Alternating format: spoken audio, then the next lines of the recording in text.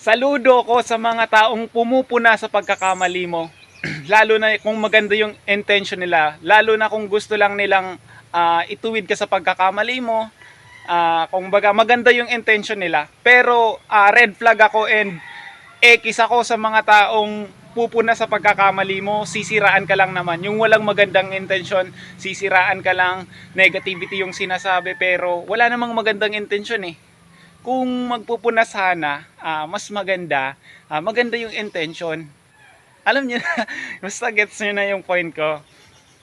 May mga tao talagang ganun eh, na andyan lang eh, para manira. 'Di ba? Pero andyan yung mga tao talagang pupunahin ka para mas may tuwid ka sa tama.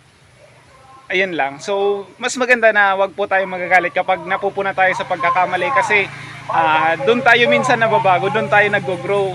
Makinig lang po tayo sa sinasabi nila sa mga taong ano, yung maganda yung intention. Mararamdaman naman po natin 'yan eh. Makikita naman sa tao natin na kung concerned lang sila or may pakialam sila sa atin. Meron kasi mga tao na pupunahin ka lang para siraan, 'di ba? Para ipahiya. Yun yung mga taong ano, iwasan na lang po natin yung mga taong ganun. Wala lang po yun magawa sa buhay. Yung ano yun natin, yung mga taong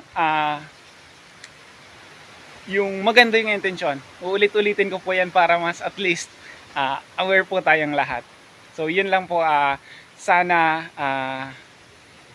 minsan mag-isip din muna tayo bago magsalita. Baka kasi minsan nakakasira na tayo, hindi na tayo nakakatulong sa mga pinagsasabi natin. So ayun lang po, thank you so much and God bless you all po. I love you.